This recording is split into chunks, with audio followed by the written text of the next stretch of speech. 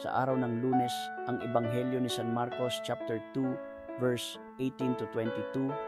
Ang talatang ito ay nagbibigay ng mahalagang aral para sa mga lingkod ng Diyos tungkol sa pag-unawa sa bagong ministeryo ni Jesus at ang kanyang mensahe. Narito ang aral mula sa Ebanghelyo ni San Marcos. Kahalagahan ng kasayahan sa presensya ng Diyos. The importance of joy in the presence of God.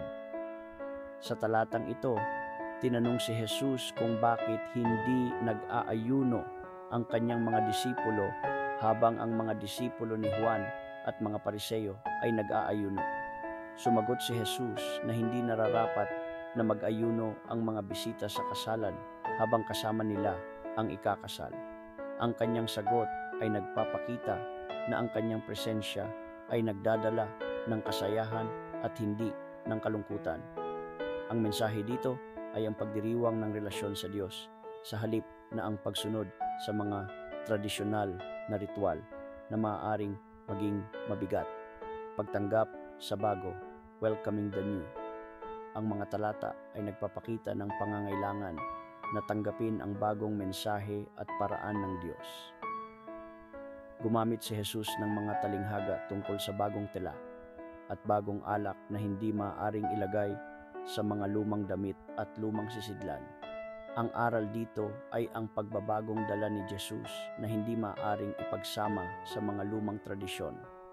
Kailangan ng bagong pag-iisip at pag-uugali upang tunay na maunawaan ang kanyang mga turo. Pagkilala sa panahon ng pagbabago.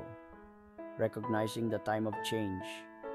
Ang pagbanggit ni Jesus sa pagdating ng panahon na siya ay aalis na tumutukoy sa kanyang kamatayan ay nagpapakita na may mga pagkakataon para sa pag-aayuno at pagninilay sa hinaharap. Ang mga lingkod ng Diyos ay dapat maging handa at maalam sa mga panahon ng pagbabago at pagsubok at dapat nilang maunawaan ang kahalagahan ng pag-aayuno bilang isang paraan ng paglapit sa Diyos sa mga pagkakataong iyon. Sa kabuuan, ang aral na ito ay nagtuturo sa mga lingkod ng Diyos na yakapin ang kasayahan sa presensya ng Diyos, tanggapin ang mga bagong mensahe at paraan ng pananampalataya, at maging handa sa mga pagbabago sa kanilang espiritual na paglalakbay. Haleluya! Purihin ang Diyos. Amen.